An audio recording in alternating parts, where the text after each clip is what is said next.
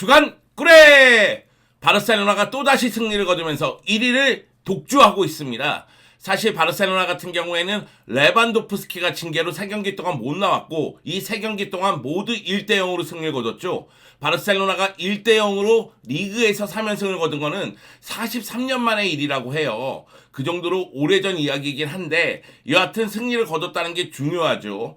바르셀로나 입장에서는 경기 내용은 만족스럽지 못합니다. 결과를 갖고 오고는 있지만은 주도권을 상대에게 내주는 모습도 있었고 상당히 어렵게 경기를 풀어나가는 모습도 있었습니다. 하지만은 수비 쪽에서의 안정감을 유지하면서 계속해서 무실점 경기를 치르고 있고요. 그러면서 1위를 공고히 하고 있습니다.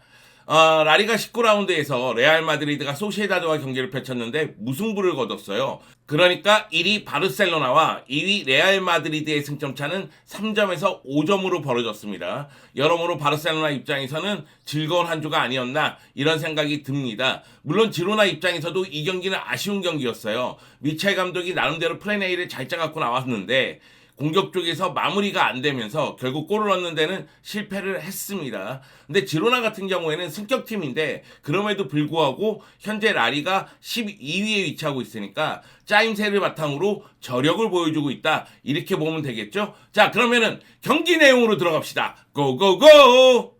지로나가 홈에서 바르셀로나를 상대합니다. 바르셀로나는 지로나를 상대로 패배가 없을 정도로 지로나의 강한 면모를 보여주고 있었는데요. 미첼 감독 입장에서는 선수 구성에서도 약간의 어려움을 겪었어요. 다비드 로페스, 이브라이마 케베, 헤이니에르, 산티아고 부에노 등이 부상이라든가 징계로 나올 수가 없는 상태였습니다. 지로나의 미첼 감독은 4-2-4-1 포메이션으로 이 경기에 임했는데요. 사실상 수비하는 경우가 많다 보니까 4-4-2 형태로 경기에 임했다고 봐도 무방합니다. 일단 최근 득점력이 나쁘지 않은 카스테야노가 역시 선발로서 최전방에 배치가 됐는데 후반전에는 스투아니가 나오죠.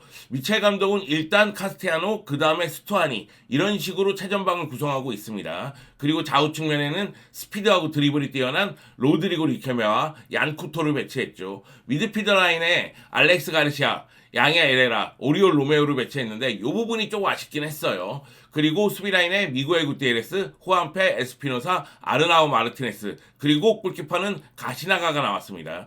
이 경기 지로나 입장에서는 선수비 후역습 전술로 나왔는데 역습을 전개할 때는 왼쪽에 로드리고 리페메, 그리고 오른쪽에 얀쿠토, 좌우 측면에 스피드가 뛰어난 두 선수를 빠르게 전진시키면서 역습을 추구하고자 노력을 했습니다. 그뿐만이 아니라 최전방에 있는 카스테야노스가 굉장히 많이 뛰면서 압박도 하고 뒷공간도 들어가고자 노력을 했죠. 이 경기에서 감각적인 슈팅을 한 차례 보여주기도 했습니다. 그러나 지로나는 수비 상황이 더 많았고 말씀드렸다시피 4-4-2 형태로 경기에 임하는 경우가 더 많았습니다. 1선과 3선의 간격을 15m 정도로 좁게 형성하면서 중앙 쪽에 공간을 안 주고 바르셀로나의 미드필드 플레이를 방해하고자 노력을 했고요. 측면 쪽에서는 미구엘 구테레스하고 아르나우 마르티네스가 1대1 상황에서 제 힘을 발휘하면서 측면 수비도 단단하게 가져갔습니다. 그러다 보니까 바르셀로나가 지로나의 수비를 뚫는데 굉장히 어려움을 겪었죠. 결국은 61분에 페드리가 골을 넣으면서 바르셀로나가 앞서 나가게 되는데요. 그 이후로는 공격적인 모습을 보여줍니다. 조금 더 측면을 강화시키면서 측면 공격을 더욱더 많이 이용했고요. 그러다 보니까 바르셀로나 수비가 곤란해하고 당황해하는 모습이 있었죠.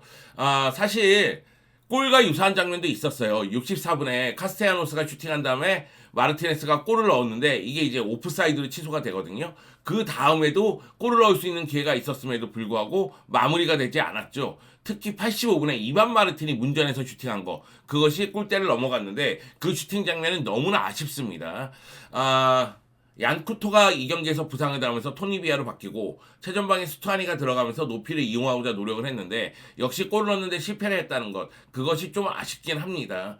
여기다가 설상가상 추가 시간에 미첼 감독이 심판의 판정에 대해서 항의하다가 결국 퇴장을 당하기도 했습니다. 여러모로 지로나는 타격이 큰 경기였습니다.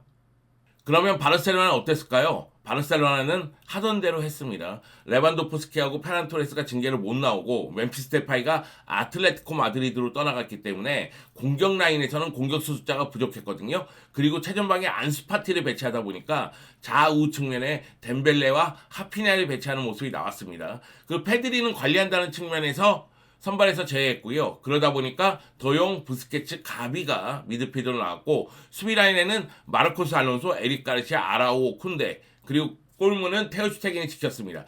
수비 라인을 봤을 때 왼쪽 라인이 좀 아쉽다는 생각은 들었었는데 에릭 가르시아가 이 경기에서 너무나 잘해줬습니다. 물론 에릭 가르시아는 손을 쓰는 장면이 있긴 하지만 역시 끈끈한 수비를 보여줬습니다. 요 얘기는 잠시 후에 다시 하도록 할게요. 제가 요 경기 보면서 아쉬운 거는 바르셀로나는 역시 덴벨레가 있어야 된다는 생각이 듭니다. 이 경기에서 덴벨레가 26분 만에 부상을 당하면서 페드리랑 교체되거든요. 그러다 보니까 가비가 다시 왼쪽 라인으로 가고 미드필더는 도용, 부스케츠, 페드리가 배치되는 모습이 나왔는데요. 덴벨레가 없으니까 측면 공격 자체가 이루어지지 않아요. 자, 안수파티가 최전방에 있기 때문에 안수파티를 보좌하기 위해서 공격력이 뛰어난 덴벨레와 하피냐를 배치하는 건 이해가 되죠. 근데 덴벨레하고 하피냐가 배치가 되면 그 밑에 있는 선수들이 공격적인 자원이 필요해요. 근데 바르셀로나는 전형적인 라이트백이 지금 없다시피 하잖아요. 베린 있죠. 근데 베린 같은 경우는 지금 스포리팅과 연결이 되는데 포로가 토트넘 이적하는 게 지금 멈춰 있기 때문에 어떻게 될지 모르겠습니다. 여하튼 베린이 부진하기 때문에 베린을 쓰기는 어렵거든요. 그러다 보니까 그 자리에 쿤데나 아라우오, 세르지 로베토 같은 선수들이 들어오는데 공격력에서 아쉬움이 있단 말이에요.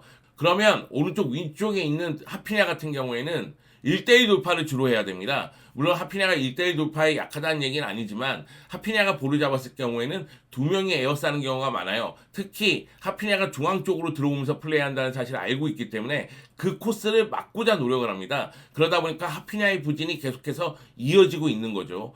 사실 왼쪽에 덴벨레가 드리블로서 공격의 활로를 개척해야 되는데 부상을 당했단 말이에요. 근데 덴벨레 밑에 있는 선수는 마르코스 알론소예요. 마르코스 알론소가 스피드가 떨어지기 때문에 순간적으로 공격 가담을 못합니다. 그러면 어떤 일이 벌어지냐? 좌우 공격이 다 약화되는 거죠.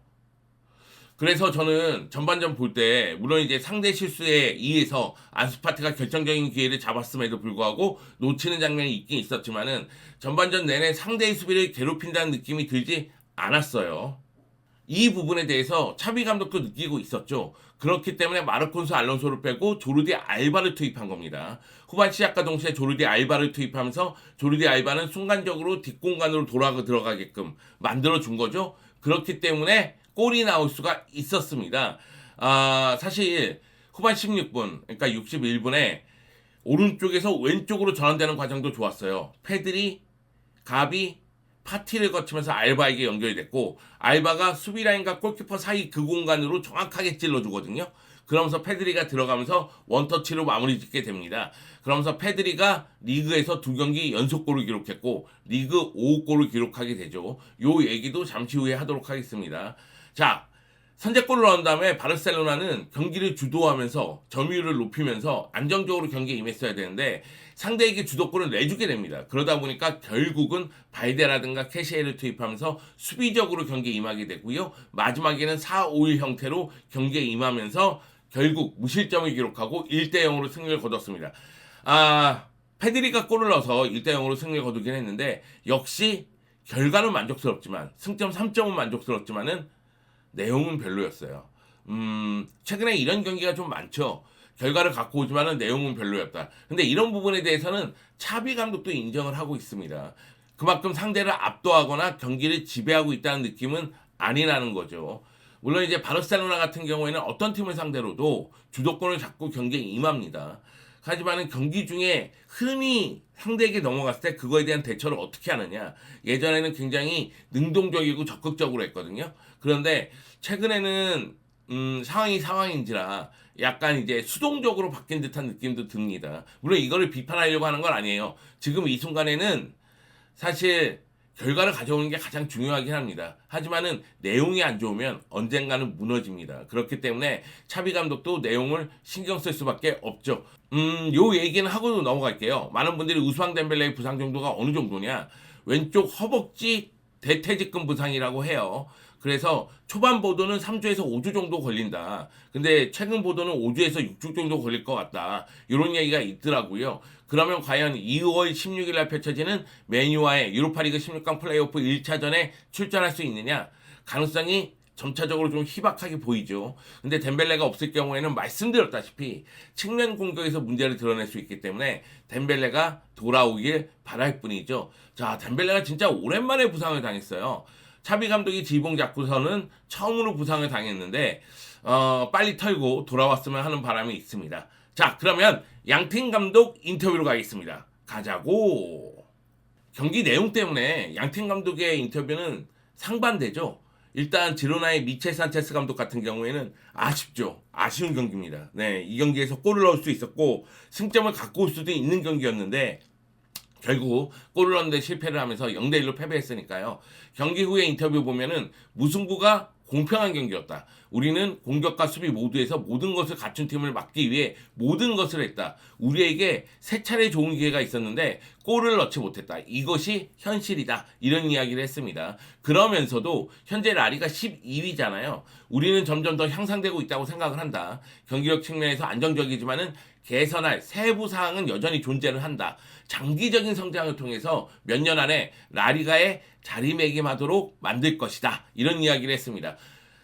승격한 팀이기 때문에 라리가에서 오랫동안 안정적으로 자기의 자리를 차지하는 것, 이게 1차적인 목표죠. 잔류, 그러면서 도약, 이것이 목표이기 때문에 지로나는 바르셀로나전 패배를 하긴 했지만은 좋은 길, 올바른 길을 가고 있습니다. 반면에 바르셀로나의 차비 에르난데스 감독은 내용에 대해서는 만족하지 못하죠. 하지만 결과는 좋다. 이런 생각이죠. 자, 우리는 여전히 완벽하지 않다. 우리는 정확한 패스를 하지만은 결정적인 패스를 하지 않고 있다. 요 얘기 한번 기억해 두시고요. 페널티 박스 밖에서도 슛을 해야 된다. 요 얘기도 생각을 하셔야 됩니다. 자, 바르셀로나가 레반도프스키가 빠진 세 경기에서 모두 1대0으로 승리를 거뒀습니다. 그 얘기는 레반도프스키가 빠졌을 때 득점력, 파괴력이 좀 부족하다. 즉 레반도프스키에 대한 득점 의존도가 높다. 이렇게 생각할 수가 있는데 이것도 맞는 얘기인데 저는 바르셀로나가 팀의 특성상 아니면 색채상 문전에서도 아기자기하게 득점 기회를 만들려는 경향이 있다고 생각해요. 하지만은 슈팅할 수 있는 공간이 생기면 언제든지 시도를 해야 됩니다. 박스 바깥쪽에서 좀 모함적인 대범한 전진 패스가 있어야 되고요. 박스 바깥쪽에서도 과감하게 슈팅을 해야 됩니다. 근데 이런 부분이 따라주지 않으면 상대 수비를 파괴하는 데는 더욱더 어려움이 따르고요. 그리고 예상치 못하게 상대에게 한 방을 맞고 승점을 놓치는 경우가 생깁니다. 그런 부분에 대해서 차비 감독이 얘기하는 거죠. 때로는 계획에서 벗어나 더 대담한 플레이를 해야 한다. 승리에 만족하지만 공격 상황을 개선해야 된다. 공격이 제대로 이루어지지 않았다는 점을 지적하고 넘어갑니다. 나도 1대0보다 4대0으로 승리하는 것을 선호하지만 상대도 우리를 막고자 노력하고 있다. 그래서 우리가 4대0 승리를 거두는 것은 쉬운 일이 아니다. 자기 비판도 하고 많은 것을 개선해야 하지만 우리는 올바른 길을 가고 있고 1년 전보다 훨씬 나아진 것도 사실이다. 맞죠? 1년 전보다 1억 5천만 유로를 썼으니까 그때는 레반도프스키가 없었고 지금은 레반도프스키가 있죠. 선수 구성도 그때보다 지금이 탄탄하죠. 그렇기 때문에 1년 전보다 지금이 더 발전한 건 사실인데 차비 감독이 여기서 좀 발전 속도를 높이고 그리고 전체적으로 전력을 극대화시켰으면 하는 바람이 있는 겁니다. 잘하고 있지만 더 잘해라 이런 이야기죠. 욕심은 끝이 없습니다. 네, 사람의 욕심은 진짜 끝이 없는 게 제가 다이어트를 하고 있지만 치킨을 한 마리 먹는데 더 먹고 싶은 거야. 한 마리를 거의 나 혼자 먹었음에도 그걸 보면서 제가 깨달았죠. 사람의 욕심은 끝이 없다. 식욕은 뿜뿜이다. 네, 나만 그런가? 이 얘기를 왜 했지? 자, 다음으로 넘어가겠습니다. 주목할 선수 3명입니다. 먼저 얘기할 선수는 이 경기의 MVP 페드리입니다. 오 페드리, 오 나의 페드리. 네, 너는 진정한 나의 히어로. 페드리 선수가 이 경기에서 골을 넣으면서 최근 리그 2경기 연속골을 넣었고요. 최근 라리가 18경기에서 5골을 넣었습니다. 저는 페드리, 가비, 더용에게 원하는 득점력은 5골이에요. 그게 기준입니다. 5골에서 한 7골 사이만 넣어주면 땡큐베리 감사다 이런 생각이 있거든요. 근데 페드리가 벌써 5골을 넣었습니다. 지로나전 기록을 보면은 교체 출전했기 때문에 출전 시간이 64분인데요. 기회 창출 1회, 그리고 슈팅 2회, 유슈팅 2회, 한 골을 기록했습니다. 패스 성공률이 78%, 드리블 성공이 67%, 롱패스 성공이 67%, 드리블 했을 경우에도 2번이나 성공을 했고 롱패스도 3차례 중에 2번이나 성공을 했습니다. 역시 페드리는 페드리죠. 페드리가 경기 후 인터뷰를 보면은 차비 감독은 나에게 득점을 요구하고 나는 항상 슈팅을 시도하고자 노력하고 있다. 모두가 골을 넣는 것을 좋아하고 나 역시 골로 승리의 기회에서 너무나 행복하다 이런 이야기를 했습니다. 놀라운 기록이 있던데 페드리가 차비 감독 밑에서 44경기 뛰는 동안 11골을 넣었어요. 근데 쿠만 감독 밑에서는 56경기 뛰는 동안 4골밖에 못 넣었거든요. 그러니까 득점력이 향상되고 있다. 이렇게 볼 수도 있겠고, 또 한 가지는 쿠만 감독 때는 또 어렸잖아. 그때는 데뷔했잖아. 그러니까 경험이 쌓이고 있다. 이렇게 볼 수도 있겠습니다. 뭐 차비 감독이 전술적으로도 밀어주고 있다는 측면도 있겠죠. 여하튼 페드리가 골을 넣고 있다는 건 희소식입니다. 다음 선수는 에릭 가르시아입니다. 제가 에릭 가르시아 이야기를 잠시 후에 한다고 말씀을 드렸는데, 에릭 가르시아가 올 시즌에 그렇게 많은 경기를 출전하지는 않았어요. 라리가 11경기에서 한 골을 기록하고 있는데요. 6경기 만에 선발 출전일 거예요. 리그에서는.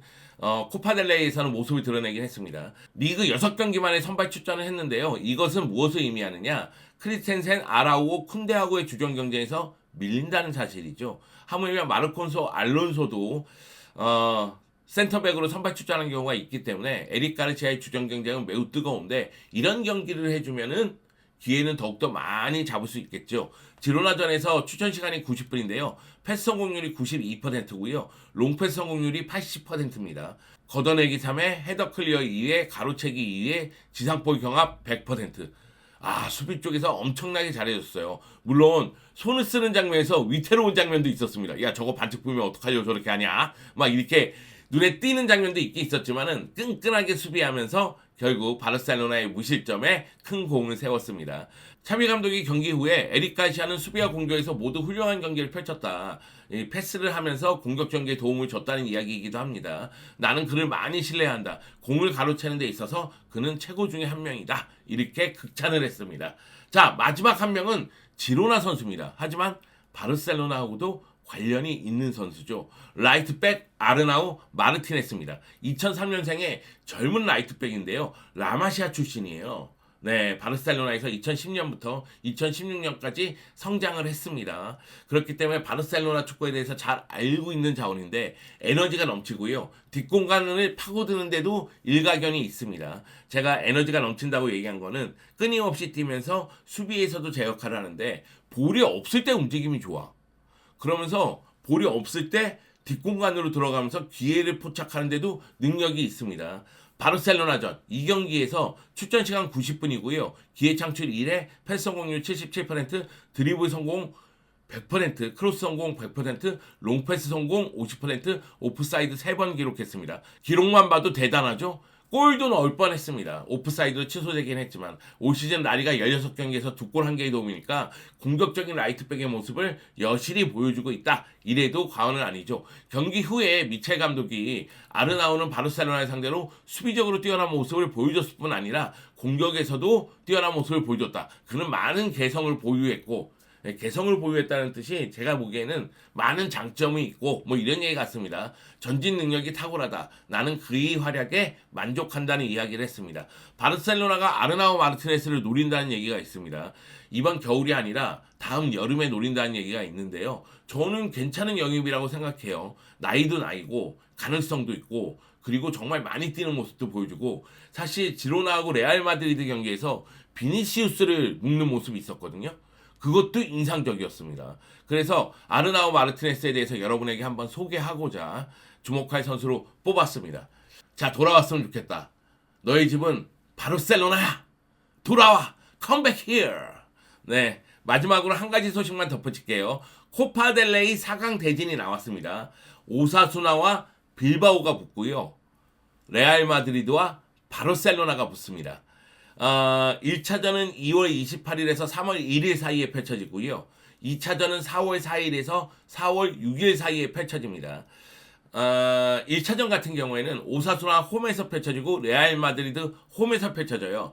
2차전은 빌바오 홈 그리고 바르셀로나 홈에서 펼쳐지죠.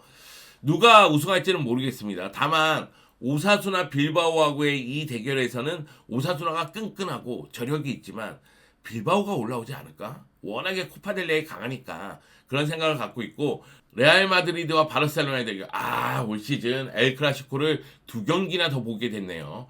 누가 올라갈지 모르겠습니다. 나는 모르겠네. 여하튼 레알 마드리드 입장에서는 추아메니를 비롯해서 전력 누수가 있는 편인데 그 선수들이 돌아오길 바라야 되고, 바르셀로나는 징계로 빠졌던 선수들이 돌아오고 덴벨레가 돌아오기를 바라야 되겠죠. 2월 일정이 정말 빡빡합니다. 2월 일정이 살인적입니다. 이 상황에서 바르셀로나가 얼마나 좋은 성적을 거둘 수 있을까요? 주중에 베티스 경기가 펼쳐지고요. 주말에 세비야 경기가 펼쳐집니다.